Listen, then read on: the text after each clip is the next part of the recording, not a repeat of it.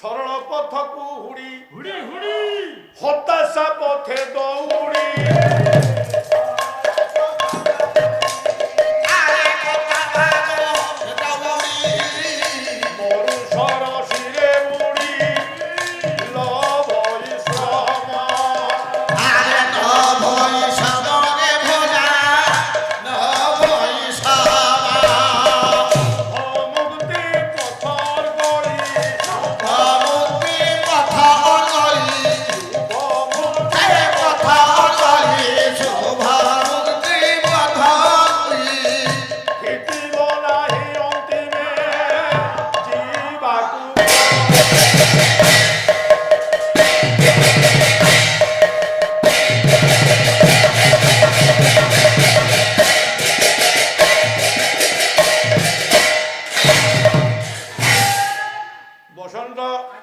ସରଳ ପଥକୁ ହୁଡ଼ି ହତାଶା ପଥେ ଦୌଡ଼ି ବିଷୟକୁ ଯିଏ ଆଲିଙ୍ଗନ କରେ ବିଷୟ ରସରେ ଯିଏ ମଜିଯାଏ ସିଏ କ'ଣ କରେ ନା ସରଳ ପଥକୁ ଜୀବନ ମୁକ୍ତି ହେବା ପାଇଁ ଯୋଉ ବାଟ ସେ ବାଟକୁ ଛାଡ଼ି ଦେଇ ହତାଶା ପଥରେ ଦୌଡ଼ିବ ଅବାଟରେ ଦୌଡ଼ିବ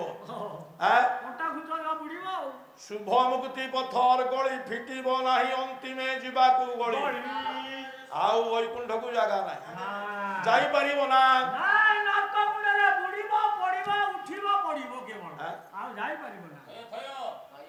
କହିଲେ ଆପଣ ମାନଙ୍କର ଭର୍ତ୍ତୃହରି ଗୋଟିଏ ପଦ 4 ଦିନ ଔଷଧ ହବଟି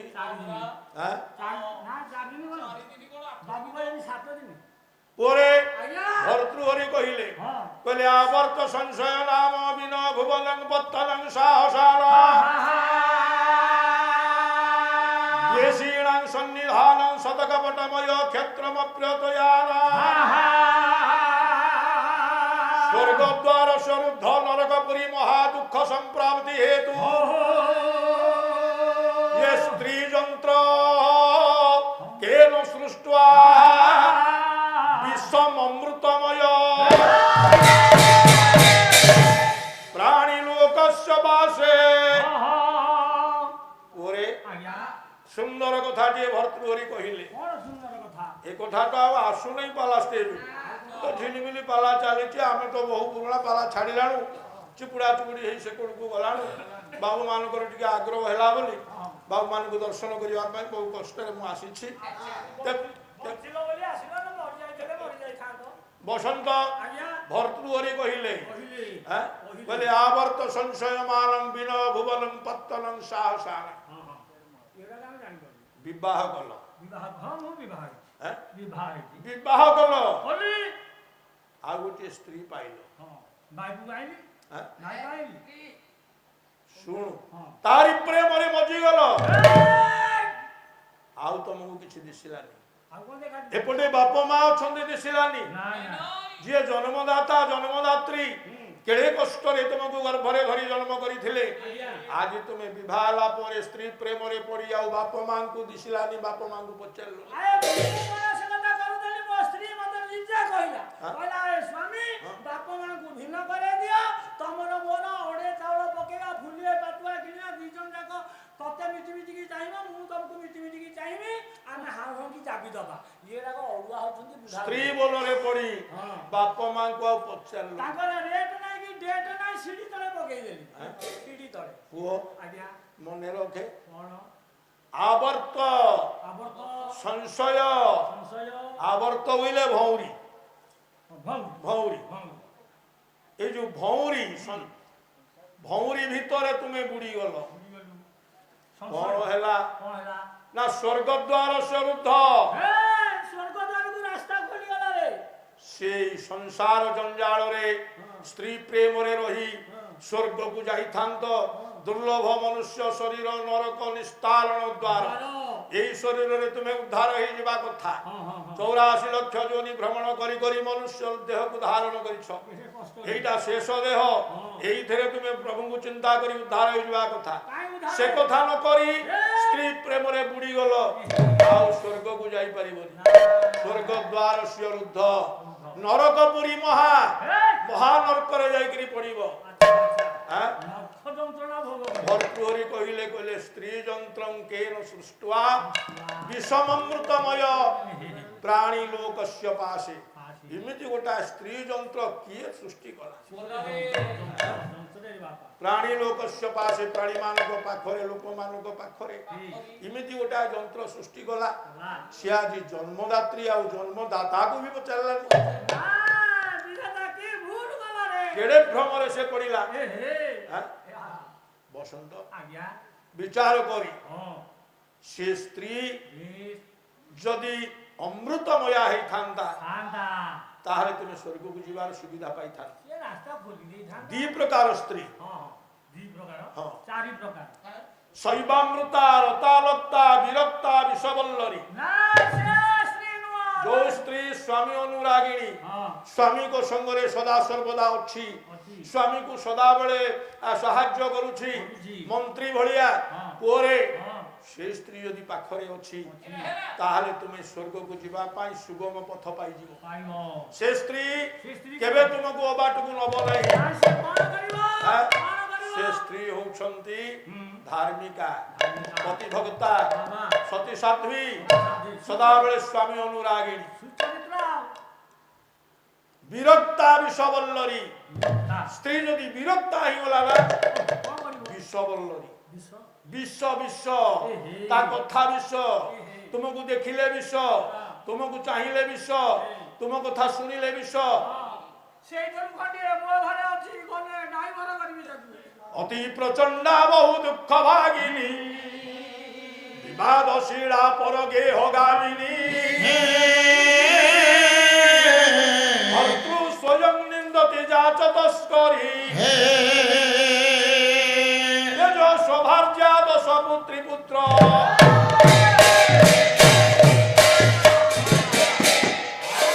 ମନୁ ସଂହିତାରେ ମନୁ କହିଲେ ସେ ସ୍ତ୍ରୀ ଅତି ପ୍ରଚଣ୍ଡା, ଯିଏ ବିରକ୍ତା ହେଇଯାଏ ସେ ଅତ୍ୟନ୍ତ ପ୍ରଚଣ୍ଡା, ବହୁ ଦୁଃଖ ଭାଗିନୀ, ବିବାଦଶୀଳା। କଳି ନଥିବ କଣ୍ଟା ବାଟରେ ପକେଇକିରି କାଟି କଳି କରିବ।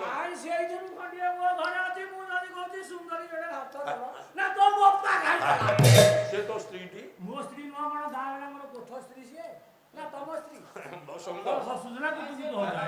ଭର୍ତ୍ତୃ ସ୍ୱୟଂ ନିନ୍ଦତି ଯାତ ତସ୍କରୀ, ଯୋଉ ସ୍ତ୍ରୀ ନିଜ ସ୍ୱାମୀର ନିନ୍ଦା ପ୍ରକଟ କରେ, ବାହାରେ ବୁଲିକିରି କହେ ଏ ଘରକୁ ସେ ଘର, ସେ ଘରକୁ ସେ ଘର, ପଞ୍ଜେ ମାଇ ପିଙ୍ଗି ବସେଇକିରି ସ୍ୱାମୀ ନିନ୍ଦା କହୁଥିବ, ସେଗୁଡାକ ତସ୍କରୀ। ସେମାନେ ହଉଛନ୍ତି ତସ୍କରୀ। ତେଜ ସୌଭାର୍ଯ୍ୟା ଦଶ ପୁତ୍ର ପୁତ୍ରୀ, ଏପରି ଭାର୍ଯ୍ୟାଟିଏ ଯଦି ଘରେ ଅଛି ତା ଗର୍ଭରୁ 10ଟା ପୁଅ ଝିଅ ସହ ସେ ଭାର୍ଯ୍ୟାକୁ ବିଦାୟ କର। ଯଦି ଭଲ ଚାହୁଁଛ, ସ୍ୱର୍ଗକୁ ଯିବାକୁ ଚାହୁଁଛ, ମୁକ୍ତି ଚାହୁଁଛ, ତାକୁ ବିଦାୟ କର।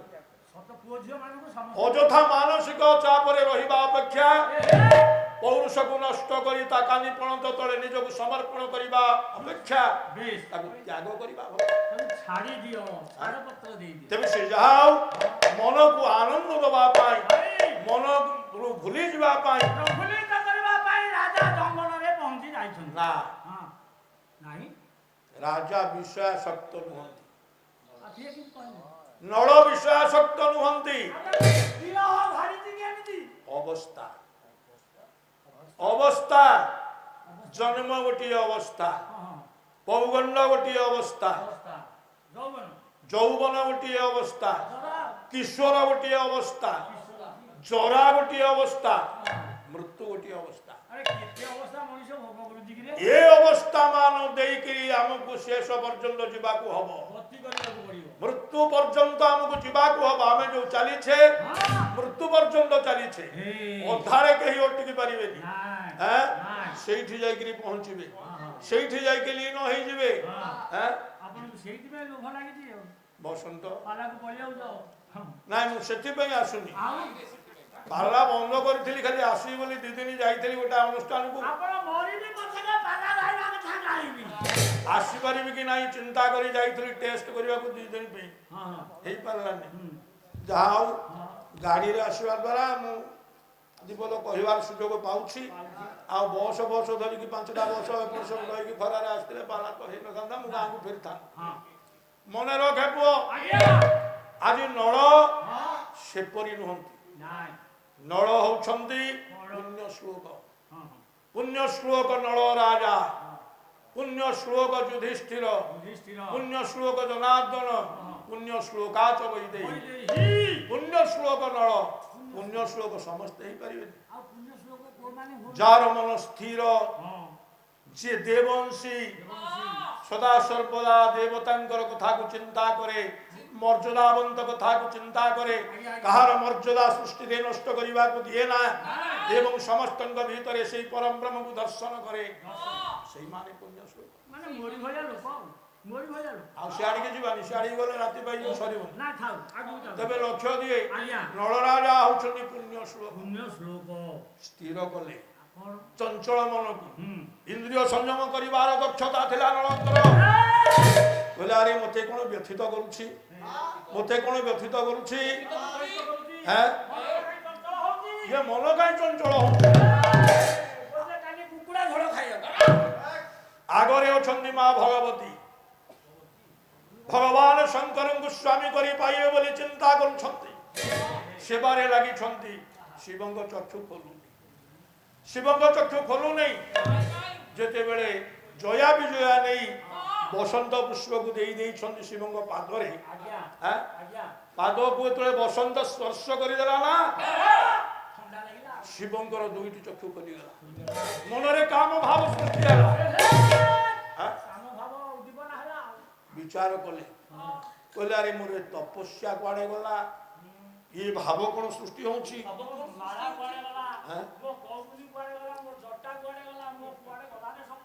ଆଗରେ ବୈଷ୍ଣବୀ ବିଶ୍ୱବନ୍ଦିନୀ ଜଗଜ୍ଜନନୀ ମା ପାର୍ବତୀ, ହିମାଳୟଙ୍କର କନ୍ୟା ପରମ ସୁନ୍ଦରୀ ଚାହିଁ ଦେଇଛନ୍ତି ଭଗବାନ ଶଙ୍କର। ଉମା ମୁଖେ ବିମ୍ବ ଫଳା ଧରସ୍ତେ, ଉମାଙ୍କର ସେଇ ବିମ୍ବ ଅଧରକୁ ଚାହିଁଛନ୍ତି ଭଗବାନ ଶଙ୍କର। ଲାଖି ଯାଇଛି ଚକ୍ଷୁଦ୍ୱୟ ଉମାଙ୍କର ମୁଖମଣ୍ଡଳରେ। ଭାବୁଛନ୍ତି ଭାବୁଛନ୍ତି ଆରେ ମୁଁ ତ ତପସ୍ୱୀ, ତପସ୍ୟା କରୁଥିଲି, ହୁଏତ ୟା ମୁଖମଣ୍ଡଳରେ ମୋର ଚକ୍ଷୁଦ୍ୱୟ କାହିଁ ଲାଗି ଯାଉଛି? ପ୍ରକୃତିସ୍ଥ ହେଇଗଲେ ପ୍ରଭୁ ଭଗବାନ ମଙ୍ଗଳମୟ ଶିବ, ପ୍ରକୃତିସ୍ଥ ହେଇଗଲେ। ପୁଣି ଫେରି ଆସିଲେ, ତାଙ୍କର ସେଇ ନିଜର କକ୍ଷ ଭିତରକୁ ଫେରି ଆସିଲେ। ଫେରି ଆସିଲା ପାର୍ବତୀଙ୍କ ନିକଟରୁ ଚକ୍ଷୁଦ୍ୱୟ ଫେରି ଆସିଲା, ସଂଯତ ହେଇଗଲେ। ଚାହିଁଦେଲା ବେଳକୁ ଆଗରେ ଧନୁ ଧରିକିରି କନ୍ଦର୍ପ ଅଛି। କ୍ରୋଧାନ୍ୱିତ ହେଲେ ଶଙ୍କର, ଜଳିଗଲା କନ୍ଦର୍ପ, ଜାଳିଦେଲେ କନ୍ଦର୍ପକୁ। ଆଜି ଆପଣ ମାନଙ୍କର ପୁଣ୍ୟ ଶ୍ଲୋକ ନଳ, ପୁଣ୍ୟ ଶ୍ଲୋକ ପୁଅରେ ନିଜକୁ ସଂଯତ କରିଦେଲେ। ଆରେ କଣ ହଉଛି, ମୋ ମନଟା ଏପରି ଉଚ୍ଛନ୍ନ ହଉଛି କାହିଁକି? ଇନ୍ଦ୍ରିୟ ମାନେ ଜାଗ୍ରତ ହେବାକୁ ବସିଲେଣି, ମନ ମୋର ଉଚ୍ଛନ୍ନ ହଉଛି, ସଂଯତ ହେଇଗଲେ। ନା ମୁଁ ଆଉ ସେପଟକୁ ଯିବି ନା, ମୁଁ ଏପଟକୁ ଯିବି, ମନକୁ ଭୁଲେଇ ଦେବି। ଉଦ୍ୟାନ ଭ୍ରମଣ କରି ମନକୁ ଭୁଲେଇ ଦେବା ପାଇଁ ରାଜା ନଳ ବାହାରି ପଡ଼ିଲେ। ଓ ବସନ୍ତ ସମୟ ବାହାରିଛନ୍ତି ରାଜା ନଳ। କ୍ୱଚିତ୍ ଭୃଙ୍ଗି ଗୀତ, କ୍ୱଚିତ ନୀଳ ଭଙ୍ଗୀ ଶିଶିରତା, କ୍ୱଚିତ୍ ଦୋଲ୍ଲୀଲାସ୍ୟ, କ୍ୱଚିତ ମଲମଲ୍ଲୀ ପରିମଳ, କ୍ୱଚିତ୍ ଧାରାଶାଳୀ ଯେ କରକ ଫଳ ପାଣିର ରସ ଭୋ, ଖୁସି କାଣା ବୃନ୍ଦ।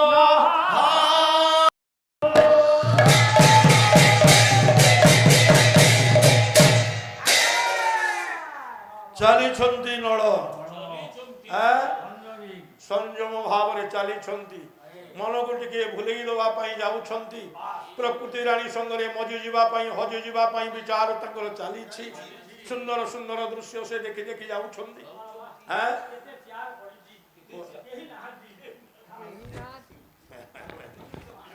ଆରେ ଆଜି ନାହାନ୍ତି କାଲିକି ଆସିବେ। ଆଜି ସେପଟେ ଦଣ୍ଡନାଥ ଚାଲିଛି, ଦଣ୍ଡନାଥ ଚାଲିଛି।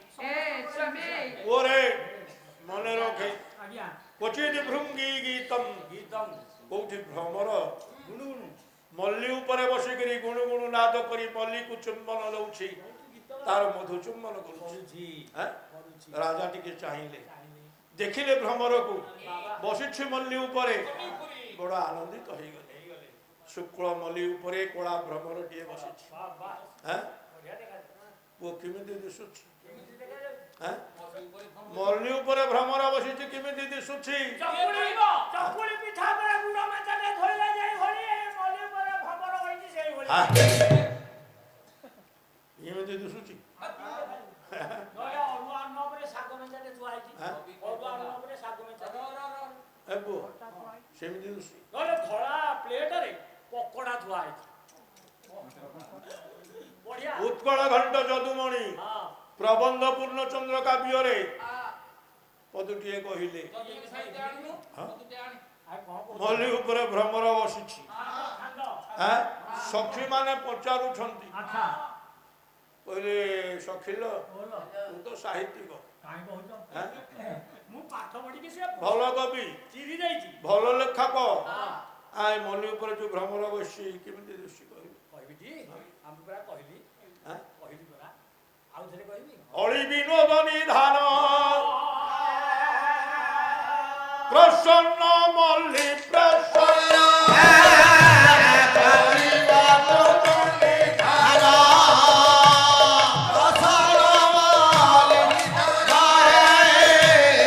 ଦେଖାଇ ଦେଇ କାହାକୁ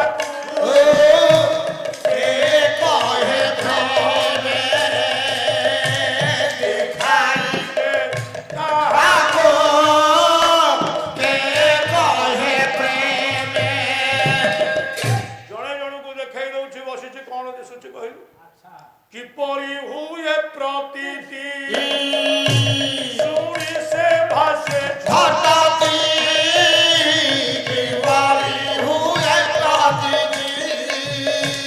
ଶୁଣି ସେ ଭାଷେ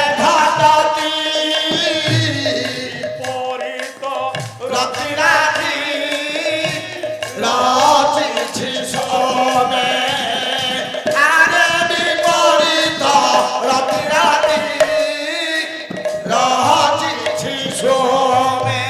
ହେ ପୁଅ ଆଜ୍ଞା ସେ ସାହିତ୍ୟ ପ୍ରବୀଣା ଦାସୀ କହୁଛି କହିଲା କହିଲା ସଖିଲ ଇଏ ବିପରୀତ ରତି ଚାଲିଛି ବିପରୀତ ମଲ୍ଲି ଉପରେ ଭ୍ରମର ବସିନି ଆଚ୍ଛା ଆଚ୍ଛା ବିପରୀତ ପ୍ରତିକ୍ରିୟା ସଂଘଟିତ ହଉଛି ଏଇ ଜାଗାରେ ଆଲୋ ରତି ତ ରତି ହଁ ବିପରୀତ ରତି କେମିତି ସେଇଟା ତ 64 ରତିବନ୍ଧ 64 ରତିବନ୍ଧ 64 କାମ ବିଜ୍ଞାନ ପଢିଛୁ ହେ ଆମ ଆଡେ 17ଟା ବନ୍ଧ ଆଁ? 17ଟା ବନ୍ଧ ବାଲିଗଡିଆ ମାରଥା ଢିଅଙ୍କ ପୋଖରୀ ପ୍ରୀତି ମଞ୍ଜରୀ ପଢିଛୁ ସେଇଟା କାଇଁ ମୋର କଣ ଦରକାର ପଞ୍ଚ ସହାୟକ ପଢିଛୁ ନା ସେ ନାଇଁ ଆଜ୍ଞା କିଛି ତ ପଢିନ ତୁ କଣ ଜାଣିଛୁ ଆଉ ବିପରୀତ ରତି ସେଇଟା କେମିତି ରତି ଆଁ? କେମିତି ରତି ସ୍ତ୍ରୀଟା ପୁରୁଷ ହେଇଯିବ ପୁରୁଷଟା ସ୍ତ୍ରୀ ହେଇଯିବ ୟାରି ନାଁ ହଉଛି ବିପରୀତ ରତି ସ୍ତ୍ରୀ ହେଇଯିବ ପୁରୁଷ ପୁରୁଷ ହେଇଯିବ ସ୍ତ୍ରୀ ଆଁ? ସେଟା ବେଶଟା ପରିବର୍ତ୍ତନ ହେଇଯିବ ଏଇ ହଉଛି ରତିବନ୍ଧ ବିପରୀତ ରତିବନ୍ଧର ନିୟମ ନା ସେଇଟା କେମିତି ମୁଁ ଜାଣିନି ଆଁ? ସେଇଟା ମୁଁ ଜାଣିନି ସେଇଟା କଣ ମତେ ମିଳିବ ଉରସିନି ପଦିତାନାଂ ସ୍ରସ୍ତ ଧମ୍ମୀ ଲୋକାନା କୁଳିତ ନୟନାନା କିଞ୍ଚି ଦୁର୍ମିଳିତାନା ଉପରି ସୁରତ ଖେଦ ଛିନ୍ନ ଗଣ୍ଡ ସ୍ଥଳୀନା ମଧୁର ମଧୁ ବିଧୂନାଂ ଭାଗ୍ୟବନ୍ତಂ ପିବନ୍ତି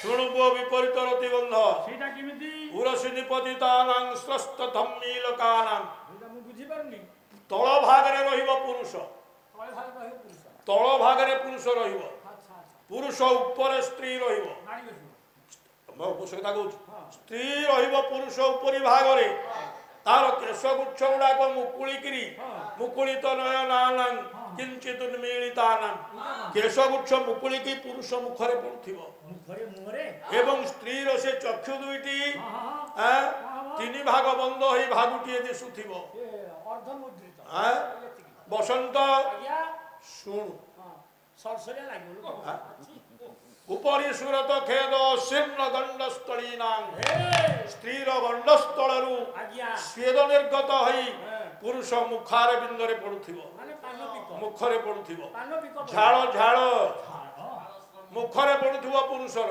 ଆଚ୍ଛା ତାକୁ ଲୁଣିଆ ଲାଗିବ ସାରେ କଣ ଲାଗିବ ମଧୁର ମଧୁ ବିଧୂନାଂ ଭାଗ୍ୟବନ୍ତಂ ପିବନ୍ତି ବିଧୁ ହଇଲେ ସ୍ତ୍ରୀର ମୁଖ ଚନ୍ଦ୍ର ମୁଖ ଚନ୍ଦ୍ରରୁ ଯୋଉ ସ୍ୱେଦ ନିର୍ଗତ ହଉଛି ସେ ହଉଛି ମଧୁର ମଧୁ ତାକୁ ଯିଏ ନ ଖାଇଛି ପୁଅର ସେ ରସିକ ନୁହଁ ପାଳିଆ ତାକୁ ଯିଏ ନ ଖାଇଛି ତା ଜୀବନର ମୂଲ୍ୟ ନାହିଁ ପାଳିଆ ଖାଇବେନି ତମରି ଭଳିଆ ଗାୟକ ଭାବ ଗାୟକ ଜନ କାହିଁକି ଭୁଲୁଛ ଛାଡ଼ ପୁଅରେ ମଲ୍ଲି ଉପରେ ଭ୍ରମର ବସିଛି ହଁ ବିପରୀତ ରତି ଚାଲିଛି ଚାଲିଛି କେମିତି ନା ରାତ୍ରି ନାୟିକା ହେଲା ଭ୍ରମର ଭ୍ରମର ଦେଖିବାକୁ କଳା ରାତ୍ରି ନାୟିକା ଦେଖିବାକୁ କଳା କଳା ଉପରେ ଅଛି ଅଛି ଠିକ କଥା ଚନ୍ଦ୍ର ଦେଖିବାକୁ ଧଳା ଧଳା ମଲ୍ଲି ଦେଖିବାକୁ ଧଳା ଧଳା ତେଣୁ ପୁରୁଷ ଚନ୍ଦ୍ର ତଳେ ଅଛନ୍ତି ଅଛନ୍ତି ରାତ୍ରି ନାୟିକା ଭ୍ରମର ଉପରେ ଅଛି ଠିକ ଏଠି ବିପରୀତ ରତି ଚାଲିଛି ଆରେ କବିଙ୍କ ମୁଣ୍ଡକୁ ଚାହିଁଲେ ହବ ନା କଥା କେତେ ଭିତରେ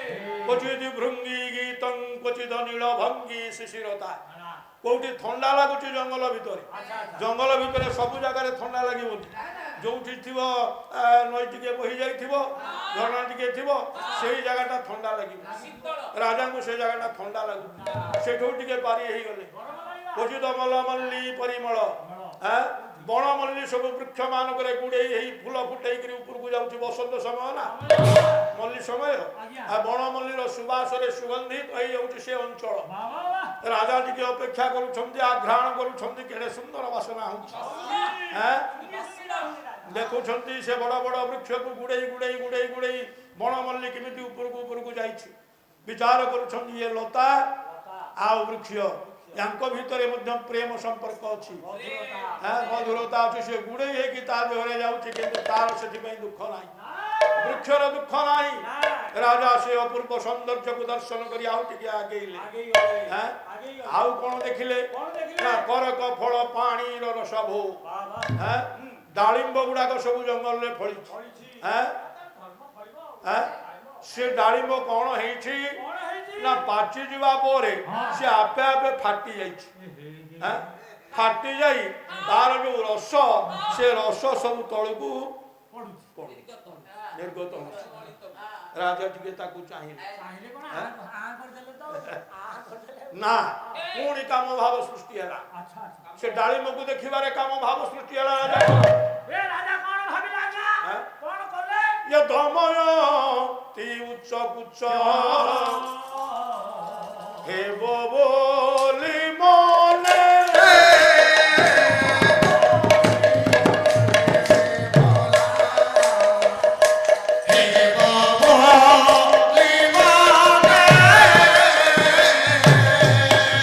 दमयंतीर उच्च कुच्च सांगरे समान हवा पाई अधमुखे साधे भोला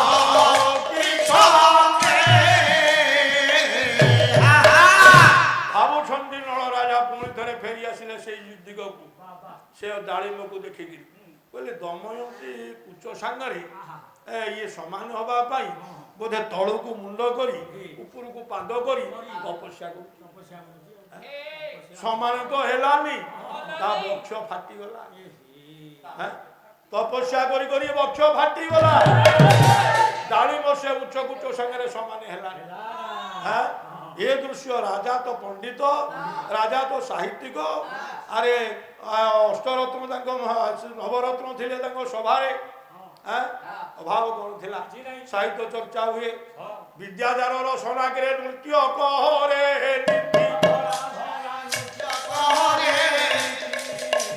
ନକରେ ସେ କେଉଁ ବିଦ୍ୟା ଚର୍ଚ୍ଚା ରାଜା କେବଳ ଜଣେ ରାଜା ନଥିଲେ ସେ ଥିଲେ ଏକ ବିରାଟ ସାହିତ୍ୟିକ କବିତା ଲେଖାରେ ଥିଲେ ନଳସିଦ୍ଧ ହସ୍ତା କୋଉ କଥା ଆମେ ନଳକ ପାଇଁ କହିବା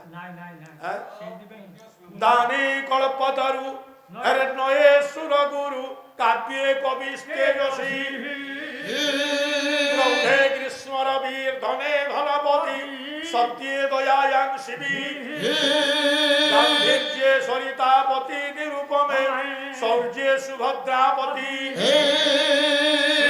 धर्मरीति महीपतिरियं जिया सहस्रश्रमा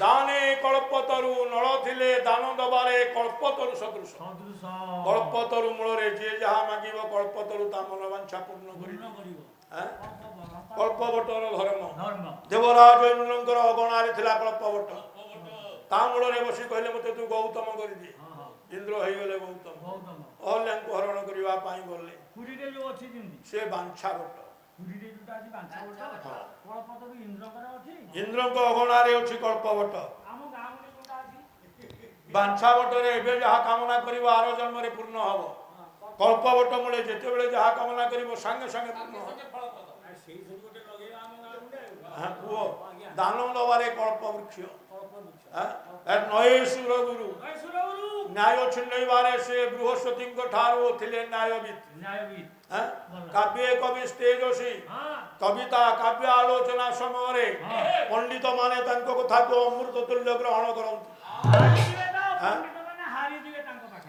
पंडित मानकर मुख खोलेनी तांको जुक्ति पाखरे काव्य कवि तेजसी पुओ प्रौढे ग्रीष्म रवि ग्रीष्मकालीन मध्याह्न सूर्यंक परि नळंकर तेजपुंज उद्भासुथिला अरे वाह वाह वाह समस्त फोटो उठे कि नउथे शौर्य सुभद्रापति सुभद्रापति अर्जुन का परि नळ राजांकर ए पुओ सौंदर्य दक्षता थिला हां विचार करे एपरि जो नळ से विचार करछंती हां मुई आजी ए भैया जंगल रे मुई का निछलित हो जेउदी गे फेरे शहीदी गे पुणी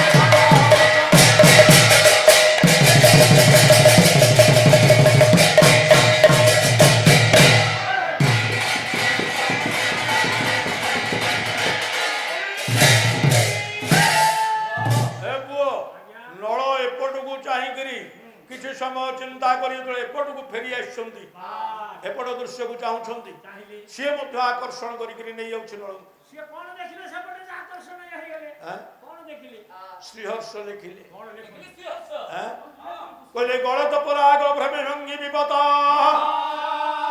प्रसगत भुंगावळी नाग केशर नारा चोनि घर्षणे स्खळ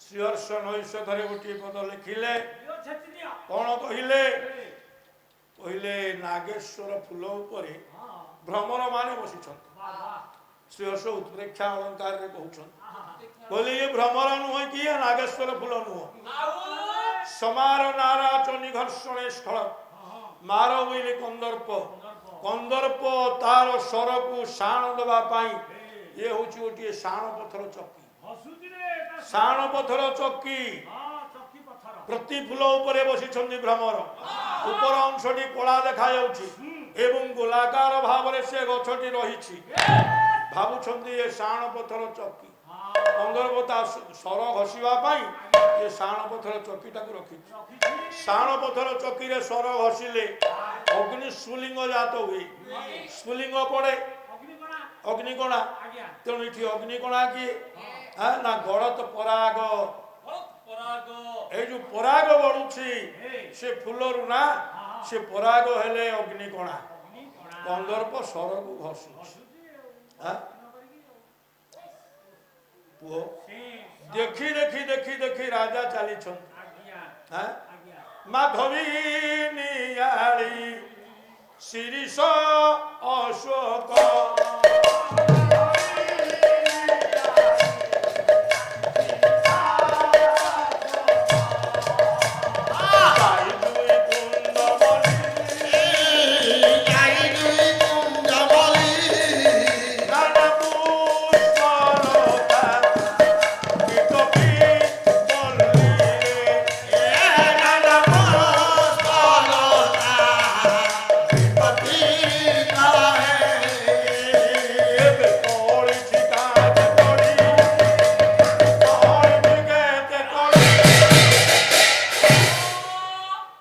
মাধবী মরুয়া যাই জুই নিয়ালি কুন্দ মল্লি কেতকী এইপরি বিভিন্ন কেতকী এইপরি বিভিন্ন প্রকার পুষ্পমান সে জঙ্গলরে মধ্য ঠা ঠা ହେଇକି ଅଛନ୍ତି ଦେଖୁଛନ୍ତି ମହାରାଜା ନଳଙ୍କର ମନ ଆନନ୍ଦିତ ହୋଇଛି ସେ ସୌରଭରେ ମହାକବି କାଳିଦାସଙ୍କର ଗୋଟିଏ ପଦ କହିଲେ ପ୍ରଫୁଲ୍ଲ ଚୂତାଙ୍କୁର ତୀକ୍ଷ୍ଣ ସାୟକ ये दूरे फमाला बिलस धनुर्गुण मनासी भेतु सुरत प्रसंगिना प्रसंत जुवधा समुपंगत प्रिय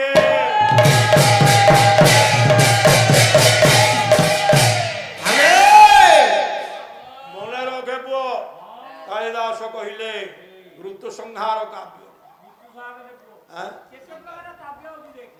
कहले शुण प्रफुल्ल चूतांकुर तीक्ष्ण सायक कंदरपुर पांचटी स्वर अशोक अरविंद च्युतंच नव मल्लिका नीलोत्पल ये जो पांचटी स्वर या भितर च्युत आंब बौल च्युतांकुर आंब गछे सब अगी बौल मान आगरे सब सृष्टि सी हूँ कंदरपुर गोटे तीक्ष्ण स्वर धीरे फमाला बिलस धनुर्गुण ये जो भ्रमर माने धारी मारिक जाऊँ ना आंब बौल को खावाई ता मधु चुपा से जो सब बसी पड़ुंट कालिदास कहलिए भ्रमर बसुना भ्रमर बसुना धनुर्गुण आंब बौलटी है धनु तीक्ष्ण सायक सायक बोले धनु किंतु ये भ्रमरटा है गुण भ्रमरटा है गुण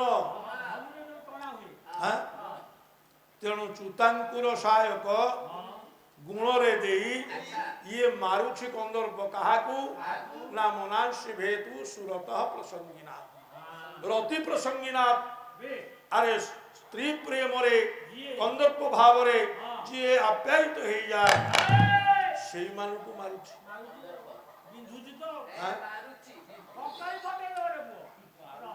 अभिमनु सामल सिंह बहु कथा तो पुराण भितर आम काव्य भितर अच्छी पुरे 4 दिन नौषध हम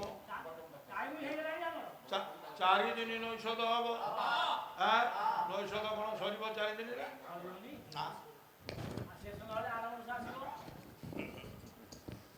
शुणु पुओ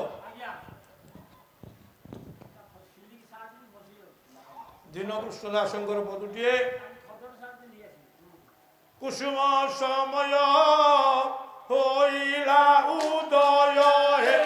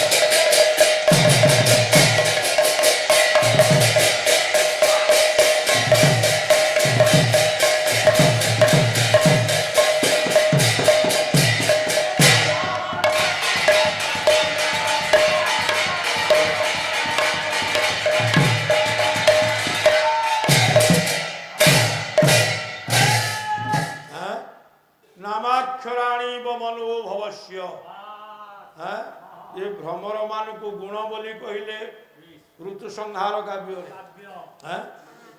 ଭ୍ରମର ମାନଙ୍କୁ କହିଲେ ନାମାକ୍ଷରାଣୀ ମନୋଭବସ୍ୟ ମନୋଭବ କନ୍ଦର୍ପର ନାଁଟାକୁ ସେ ସ୍ୱର ଫଳ করে ଲେଖି ଦେଇଛି କନ୍ଦର୍ପ ଆସିଲା ତାକୁ ପଢିଲା କିଏ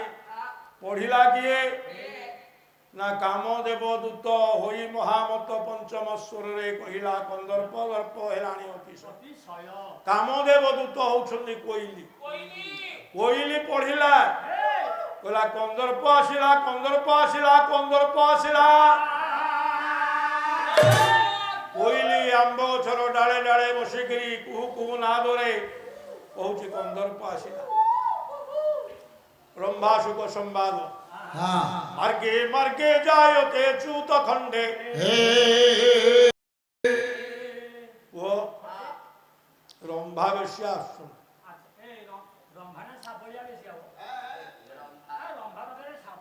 ଆରେ ସ୍ୱର୍ଗ ବେଶ୍ୟା ରମ୍ଭା ଆସୁଛନ୍ତି ଏପଟୁ ସୁକଦେବ ଯାଉଛନ୍ତି ସୁକଦେବ ଗୋସ୍ୱାମୀ ଦେଖିଦେଲା ରମ୍ଭା କହିଲା ହୟ ଯୁବକ ଲୋକ ସୁନ୍ଦର ଶରୀର କାନ୍ତମିଦମ୍ ବପୁଃ ସୁନ୍ଦର ଚେହେରା ଏ ପାଉଁଶ ଗୁଡେ କାହିଁ ବଢିଯାଇଛି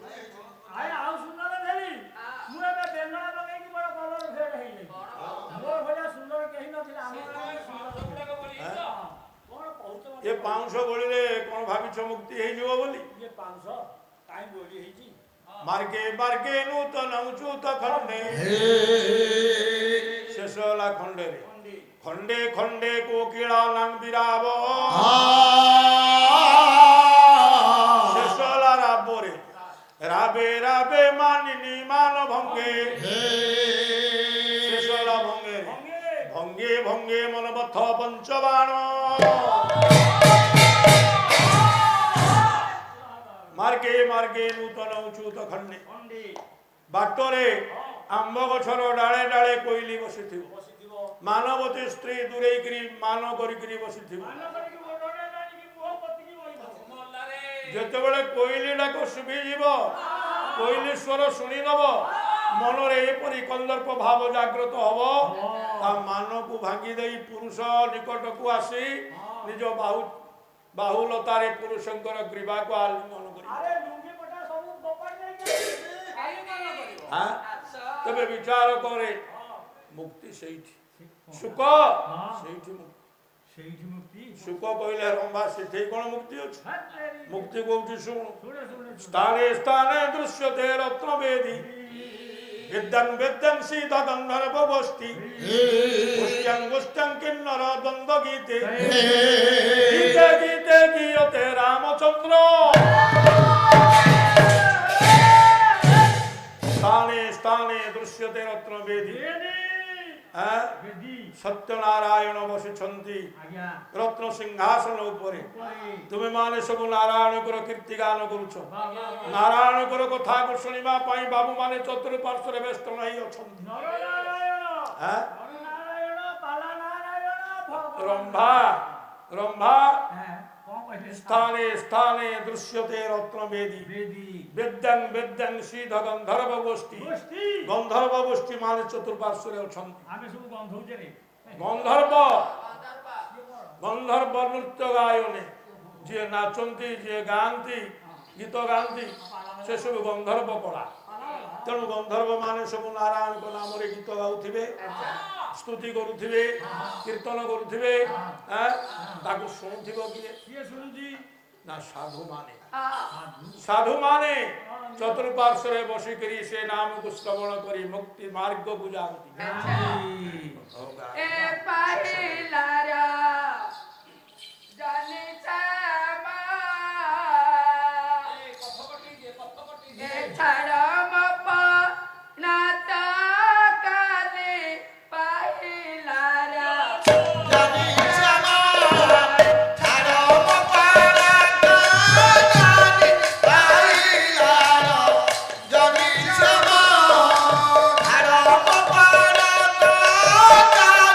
Bye.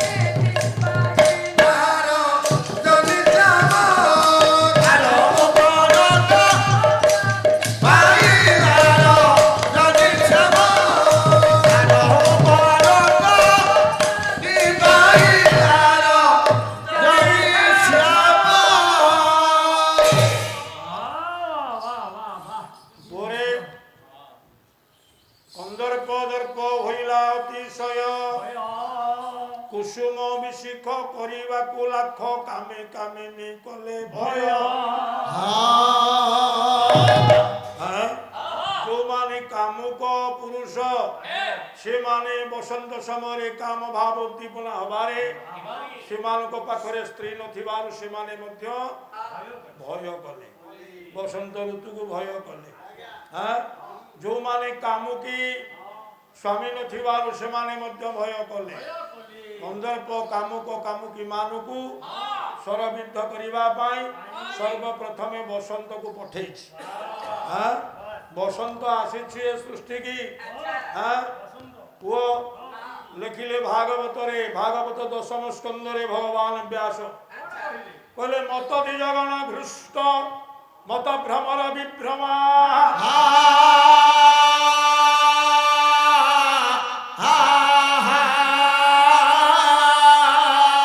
মতবরহীনতা টোপন মাভিয় মত কোকিল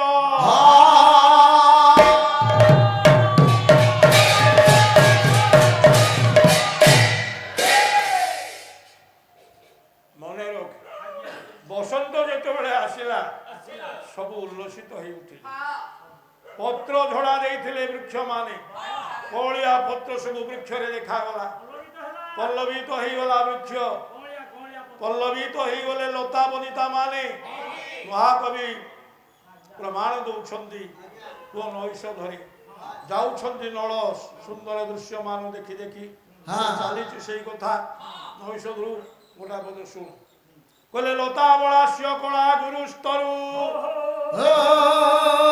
প্রসন্ন গন্ধোৎকর পশ্যতু হরঃ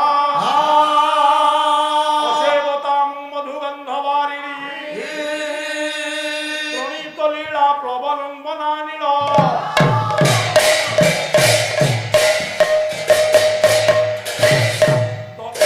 দক্ষিণা পবন বহুছি লতা গুড়িক দোহলুଛନ୍ତି গোটিয়ে গোটিয়ে ফুল পড়ুছি টিকে টিকে ফুলরু মধু ঝরুছি নল রাজা চালিছন কবি শ্রীহর্ষ দেখা গলে কলে নাই নাই ইয়ে লতা নুহ এমানে হউଛନ୍ତି নৃত্ୟାଙ୍ଗନା পুণ্য শ্লোক নল যাଉଛନ୍ତି না রাজা যাଉଛନ୍ତି দশ দিগର ପତି আর ତାଙ୍କ ଆଗରେ ଇଏ ଲତା ବନିତା ନାଚୁଛନ୍ତି লতা অবলাস্য লতা অবলা মুখକୁ দোহলেই রাজাଙ୍କ আগে কোন নৃত্য করুছে কি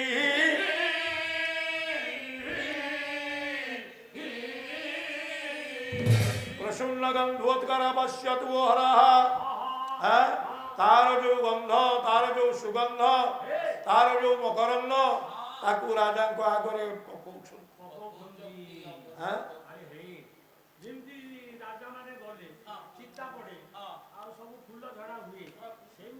মধুরমিব বদন্তি স্বাগতৈ ভৃঙ্গ শব্দৈ আরে নতমিব ফল নম্রা কুর্বতে শিরোভি মম দদতৈ বার্ঘ্য পুষ্পবৃষ্টি কিরন্ত প্রথম থিসস পর্যা শিখিনো শাখিনোপি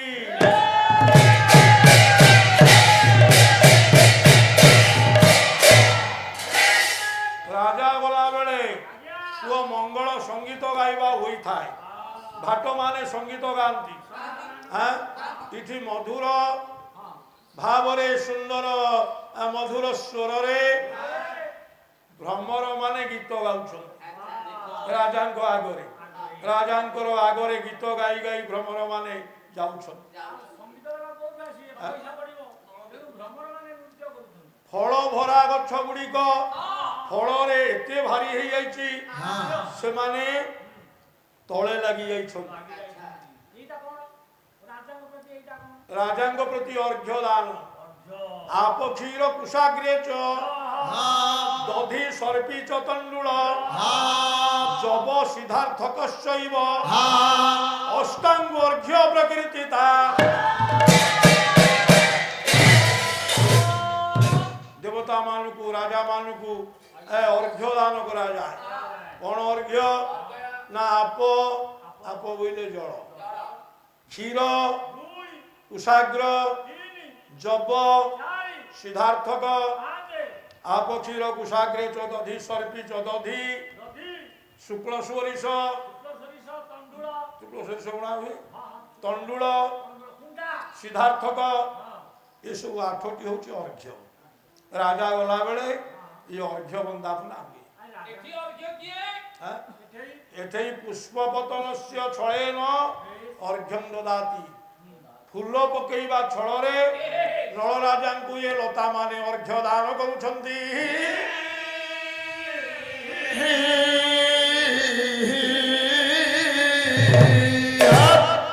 ରଘୁବଂଶରେ କାଳିଦାସ କହିଲେ ହାଁ?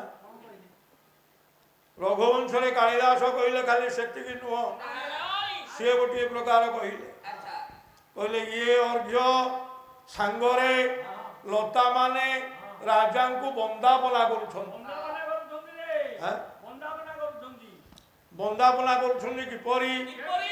ନା ଲାଜା ବନ୍ଦାପନା ରାଜା ବନ୍ଦାପନା?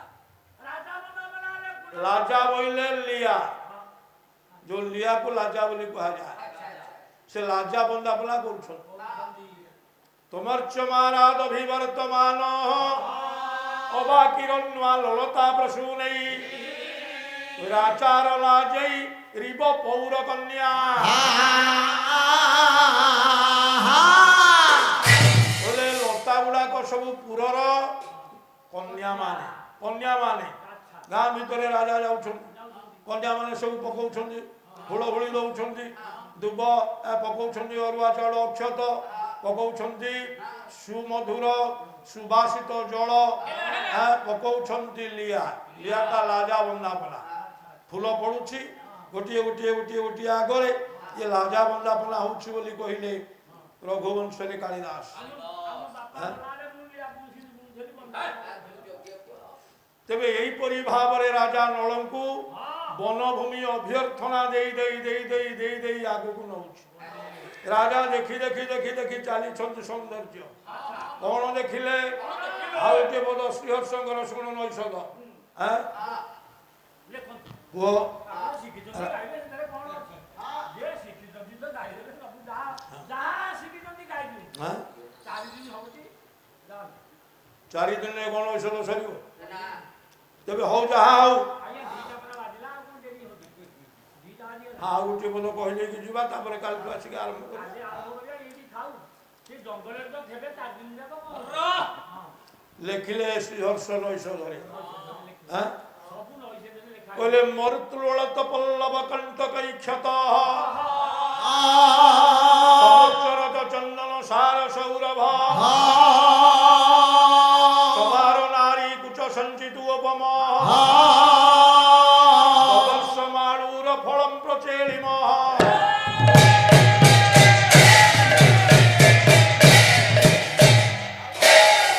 ପ୍ରଚେଳିମଂ ମାଳୁର ଫଳଂ ସନଳ ଦଦର୍ଶ ପ୍ରଚେଳିମଂ ପାଚିଲା ମାଳୁର ଫଳଂ ମାଳୁର କଣ ବିଲୁଅ ଫଳ ପାଚିଲା ବେଲ ଫଳ ଆଚ୍ଛା ସନଳ ଦଦର୍ଶ ନଳ ଦେଖିଲେ ଏ ପାଚିଲା କି କଞ୍ଚା ଗୋଟାଏ ଗଛରେ ବେଲରୁ କି ଜାଣିବା ପାଚିଲା ବେଲ ଫଳ ପାଚିକିରି ରହିଛି ସେ କୋଉ ଅବସ୍ଥାରେ ଅଛି ନା ମରୁତ ଲୋଳ ଇଏ ଦକ୍ଷିଣା ପବନ ଯୋଉ ହଉଛି ନା ଦକ୍ଷିଣା ପବନ ସେ ବେଲରେ ବାଜିବାରୁ ବେଲଟା ଦି ପଟକୁ ଦୋହଲୁଛି ଦୋହଲୁଛୁ ମରୁତ ଲୋଳ ପଲ୍ଲବ କଣ୍ଟକଇ କ୍ଷତ ବେଲରେ ଯୋଉ ବଡ ବଡ କଣ୍ଟା ଅଛି ନା ସେ କଣ୍ଟାରେ ସେ ବେଲ ଫଳ କ୍ଷତ ବିକ୍ଷତ ହଉଛି କୋଉଠି ଗୁଣନ ଚିହ୍ନ କୋଉଠି ହରଣ ଚିହ୍ନ କୋଉଠି ଫେଡାଣ ଚିହ୍ନ କୋଉଠି ମିଶାଣ କୋଉଠି ହରଣ ଏପରି ସବୁ ଚିହ୍ନିତ ହେଇଯାଉଛି ବେଲ ଫଳରେ କଣ୍ଟା ବାଜି ଯିବାରୁ କଣ୍ଟା କ୍ଷତ ହବାରୁ ଚନ୍ଦନ ସାର ସୌରଭ ବେଲ ଆମର ଚନ୍ଦନ ରୂପରେ ବ୍ୟବହାର ମଧ୍ୟ ହୁଏ ଦେବତା ମାନଙ୍କୁ ଦିଆଯାଏ ବେଲ ଚନ୍ଦନ ବ୍ରାହ୍ମଣ ମାନେ ମଧ୍ୟ ଲଗାନ୍ତି ବେଲ ଚନ୍ଦନ ବ୍ରାହ୍ମଣମାନଙ୍କ କାନରେ ନାକରେ ଘୋଷିକି ବୁଲୁଛନ୍ତି କଣ ଆରେ ସିଏ ହଉଛନ୍ତି ଶ୍ରୀ ବୃକ୍ଷ ମହାଲକ୍ଷ୍ମୀ ସେ ବେଲ ଗଛରେ ରହ ଶ୍ରୀ ବୃକ୍ଷ ଲକ୍ଷ୍ମୀଙ୍କର ବୃକ୍ଷ ହଉଛି ବିଲୋବ ଆଉ ସେଇଥିପାଇଁ ଆପଣମାନେ ନାକରେ କାନରେ ଘୋଷିକି ବୁଲୁଛନ୍ତି ଆଉ କାହିଁ ବୁଲୁଛନ୍ତି ଯେତେବେଳେ ଭଗବାନ ଶଙ୍କରଙ୍କୁ ଲକ୍ଷ୍ମୀ ଚିନ୍ତା କଲେ ତପସ୍ୟା ମାଧ୍ୟମରେ ଶଙ୍କର ଆବିର୍ଭାବ ହେଲେ ହେଲେ ନାହିଁ। ଶଙ୍କର ବର ଦେବା ପାଇଁ ଆସିଲେ ନାହିଁ ବିଶ୍ୱବନ୍ଦିନୀ ଜଗତଜନନୀ ମା ମହାଲକ୍ଷ୍ମୀ ନିଜର ସ୍ତନ ମଣ୍ଡଳକୁ କାଟିକିରି ସେ ଲିଙ୍ଗ ଉପରେ ଥୋଇଦେଲେ। ଭଗବାନ ଶଙ୍କର ଆବିର୍ଭାବ ହେଲେ, ସାଙ୍ଗେ ସାଙ୍ଗେ ଆବିର୍ଭାବ ହେଲେ, କହିଲେ ମା କଣ କଲୁ? ମନେ ରଖେ ମା, ପୁନର୍ବାର ତୋର ସ୍ତନ ମଣ୍ଡଳ ସଯତ୍ନ ରହିଯାଉ। ଏଇ ଯୋଉ ସ୍ତନ ଥୋଇଲୁ ନା, ଏ ଗୋଟିଏ ଫଳରେ ପରିଣତ ହବ। ୟା ନାଁ ହବ ଶ୍ରୀଫଳ। ୟାର ଯୋଉ ପତ୍ର, ଏ ପତ୍ର ମତେ ଯିଏ ଗୋଟିଏ ଦବ ତ୍ରିଶାଖା ବେଲପତ୍ରୀ, ମୁଁ ତାକୁ ସାଙ୍ଗେ ସାଙ୍ଗେ ଆଶୀର୍ବାଦ କରିବି। ବର ଦେଇଦେଲେ ମାଙ୍କୁ ଭଗବାନ ଶଙ୍କର। ତେଣୁ ସେ କଣ୍ଟାକ୍ଷତ ଯୋଉ ହଉଛି ଚନ୍ଦନ ସାର ସୌରଭ ବାଣ୍ଟି ଦଉଛି। କିନ୍ତୁ ଶ୍ରୀହର୍ଷ ଉତ୍ପ୍ରେକ୍ଷା କଲେ, କହିଲେ ନାଇଁ ନାଇଁ, ଇଏ ବେଲ ଫଳ ନୁହଁ। ରାଜାଙ୍କ ମନ ପୁଣି ଦୌଡ଼ିଲା ସେଇ ଦିଗରେ, ବସନ୍ତ ଦିଗରେ, କନ୍ଦର୍ପ ଦିଗରେ। ପୁଣି କାମ ଭାବ ଉଦ୍ଦୀପନା ସୃଷ୍ଟି ହେବାକୁ ଯାଉଛି। ରାଜା ବର୍ଣ୍ଣନା କଲେ, କହିଲେ ଏ ବେଲ ଫଳ ନୁହଁ। ଇଏ କଣ ନା ସବାର ନାରୀ କୁଚ ସଞ୍ଚିତ ଉପମ।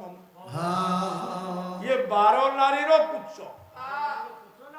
ଇଏ ଗୋଟାଏ ବେଶ୍ୟାର କୁଚ, ଇଏ ବେଲ ଫଳ ନୁହଁ। ये जंगल हूँ बेश्या। कहीं बेश्या ना एक पति रे पतिव्रता टाजे मता धर्षणी हुई पंचम षष्ठे बेश्या हुई मन रख जो स्त्री गोटे स्वामी से हूँ पतिव्रता। गोटे स्वामी से पतिव्रता मोर स्त्री पतिव्रता मुझे गोटे नंबर 1 या बुझिलु जार स्वामी गोटे ता व्यतीत जेते पुरुष को से देखिबो स्त्री ज्ञान करिवो। निज स्वामी को पुरुष ज्ञान करी अन्य पुरुष मान को जो स्त्री स्त्री ज्ञान करे से होची सती। सेई सती मो स्त्री से कथा नो टिके ओदी मन टळिबो तुमे सती हिगो। मो स्त्री कहती अरे तोइटा तू मरि गेले मोरे केते घंटा ठिया करगे ना काली घंटा ठिया करगे मोर भलिया तीनटा आ तो स्त्री किन सती सती हमरो बाड़ी तेणु गोटे स्वामी व्यतीत अन्य पुरुष को से स्त्री ज्ञान करे जे शक्ति। द्वितीय कुलटा जो स्त्री दुईटी पुरुष संगे विहार करे से कुलटा। तृतीय धर्षणी ता ना होची धर्षणी तीनटा हेले धर्षणी। पुंगी ताको पुंगी बोली कहा जाए जे चारोटी पुरुष संगे विहार करे से पुंगी। पांचटी बिट पुरुष संगे जी विहार कले 5 6 5 6 बिट पुरुष संगे जी विहार करे से होची बेश।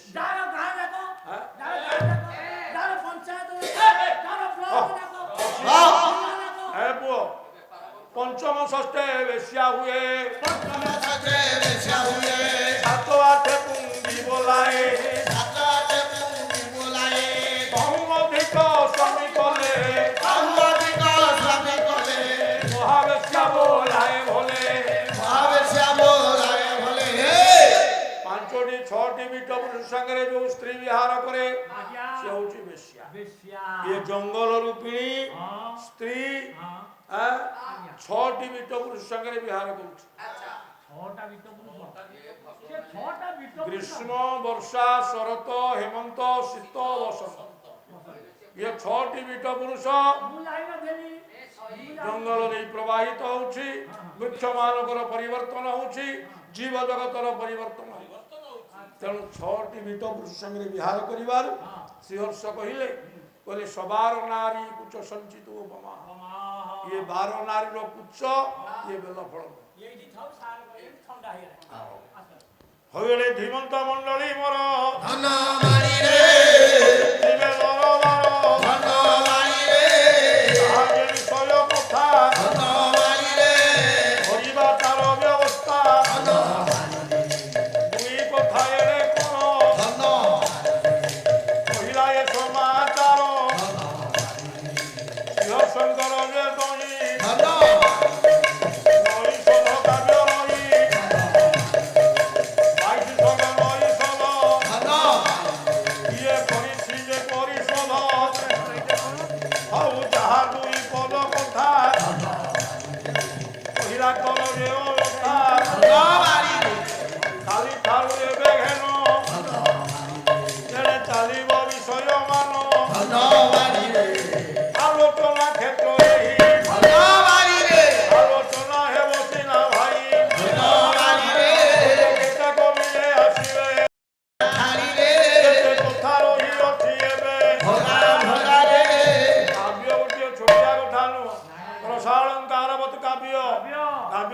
ରସ ନାହିଁ କାବ୍ୟର ଯଦି ଅଳଙ୍କାର ନାହିଁ ନାହିଁ। ତାହେଲେ ତାକୁ କେହି କାବ୍ୟ କହିବେନି। ତାପରେ ଯଦି ନାୟକ ନାହିଁ ତୁଇ ଭଳିଆ ଯଦି ନାୟିକା ନାହାନ୍ତି ସେ କି ପାଲା? ଆରେ ଅଳଙ୍କାର ଶୂନ୍ୟ କାବ୍ୟ ସମାନ অলঙ্কার শূন্য কাব্য সমান ସାର ସୁନ୍ଦର ନେ କହି ନ ଜନ তার সুন্দর যে কহি বসন ପୁଣି ଭୂଷଣ ବିଧବା ବାଳିର পুরি ভূষণ বিধবা বাড়ির ଯଥାସ ହୋଇତେ ମନ୍ତ ପ୍ରକାର ଗୃହୀର ମନ୍ଦିର ଗୃହୀର ମନ୍ଦିର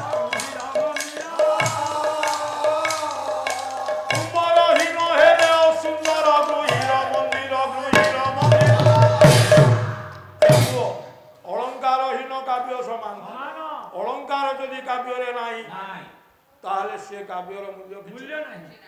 ସମସ୍ତେ କହିବା ଲେଖିଲା 2 ବର୍ଷ ଲାଗିକି ଏଡ଼େ ବଡ଼ ବହି କ'ଣ ହବ? ନାୟକ ନାହାନ୍ତି ନାୟିକା ନାହାନ୍ତି ଅଳଙ୍କାର ନାହିଁ ସନ୍ଧ୍ୟା ନାହିଁ ସକାଳ ନାହିଁ କିଛି ନାହିଁ। ପରିଶ୍ରମ କରିକି ଲେଖିଲା ଗୋଟେ ବହିଟେ ବହିଟେ ଆଁ? ହଁ ଆଜି ସେହିପରି ଭାବରେ ଆଜ୍ଞା ଏଇ ଯୋଉ ନୈଷଧ ଭଳି ବହି ଏକ ବିରାଟ କଥା হ্যাঁ ଭାରତ ବର୍ଷର ଗୌରବ ହଁ ସତ୍ୟ ଯୁଗର କଥା ନଳ ଦମୟନ୍ତୀଙ୍କ ଚରିତ ହଁ ଭଗବାନ ଶ୍ରୀହର୍ଷ କବି ମୁକୁଟମଣି ଆଜି ଯାହା ଲେଖି ଯାଇଛନ୍ତି ତାହା ସୁପ୍ତ ଅବସ୍ଥାକୁ ପଳେଇଲାଣି।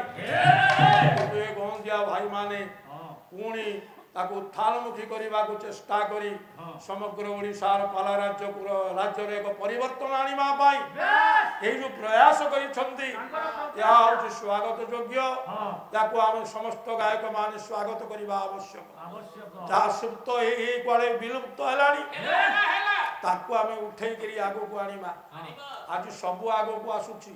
ହଳଦୀ ଲଗଉନଥିଲେ ଏବେ ହଳଦୀ ଆସିକିରି ଆଗରେ। ଗାୟକମାନଙ୍କୁ କଷ୍ଟ ହବ ମାଣ୍ଡିଆ ଖାଉନଥିଲେ ବଡ଼ ଲୋକମାନେ ଏବେ ମାଣ୍ଡିଆ ନ ଖାଇଲେ ବଡ଼ ଲୋକମାନେ ବଞ୍ଚିବା ସମ୍ଭବ ନୁହଁ। ଆଗରେ ଆସି ପହଞ୍ଚିଲାଣି। ତେଣୁ ବହୁ ପୁରୁଣା କଥା ସବୁ ଆଗକୁ ଆଗକୁ ଆଗକୁ ଆଗକୁ ଆସୁଛି। ଆରେ ମାଣ୍ଡିଆ ଖାଇଲେ ତେଣୁ ଏ କାବ୍ୟ କବିତା କୁଆଡ଼େ ଲୁଚି ଯାଇଥିଲା। ଆଜି ଭାଇମାନଙ୍କର ଏଇ ଯୋଉ ନୂତନ ପ୍ରୟାସ ନୂତନ ସନ୍ଦେଶ ସମଗ୍ର ଓଡ଼ିଶା ପାଲା ରାଜ୍ୟକୁ ସାହିତ୍ୟିକ ମାନଙ୍କ ପାଖକୁ ପଣ୍ଡିତ ମାନଙ୍କ ପାଖକୁ ଏ କଥାଟି ଆମମାନଙ୍କର ସ୍ୱାଗତ ଯୋଗ୍ୟ।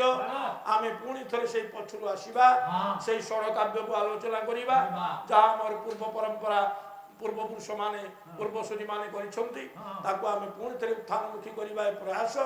ଏଥିପାଇଁ ମୁଁ ନାରାୟଣଙ୍କ ନିକଟରେ ପ୍ରାର୍ଥନା କରୁଛି ଯାହା ମସ୍ତିଷ୍କରୁ ଏ ସୂକ୍ଷ୍ମ କଥା ବାହାରିଛି ଶତ ଅଷ୍ଟୋତ୍ତର ଜୀବିତାରମସ୍ତୁ 108 ବର୍ଷ ସେ ବଞ୍ଚି ରହନ୍ତୁ। ଏହିପରି ସଂସ୍କୃତିକୁ ସଂସ୍କାର କରି ପୁନଃ ସଂସ୍କାର ସୃଷ୍ଟି କରି ଏ ଜଗତକୁ ଏକ ଅଲୌକିକ ଶିକ୍ଷା ଦାନ କରନ୍ତୁ। ଏହା ହିଁ କାମନା। ଏ ଅନୁଷ୍ଠାନର ମୂଲ୍ୟ ବହୁ ଉପରେ।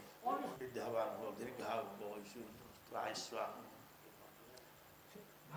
ଧୀମନ୍ତ ମଣ୍ଡଳୀ ମୋର ବସି ଶୁଣିଲେ ଯେ ଦରବାର ଯାହା 2 ପଦ କଥା କହି ଏଣେ ଘର ପୁଅ ଗଲା କହି ହଉ ମା ମାଉସୀ ମାନଙ୍କୁ ଲଗାଉ ଛେଳୁ ଉଚ୍ଚସ୍ୱରେ ମା ମାନେ ଦିଅନ୍ତୁ ଉଳାଉଳି ବିବେକୀ ବନ୍ଧୁ ମାନଙ୍କୁ ମୋର ନିବେଦନ ଉଚ୍ଚସ୍ୱରେ ସର୍ବେ ଦିଅ ହରିବୋଲ ଦିନ ଜନ ଶରଣ ରକ୍ଷଣ ମହାବାହୁ ଦିନ ଜନ ଶରଣ ରକ୍ଷଣ ମହାବାହୁ ହରିବୋଲ ସଙ୍ଗେ ହୁଳହୁଳି କରି ତାଳି ଖାଉ ସମସ୍ତଙ୍କ ଦୁଃଖ ଯାଉ।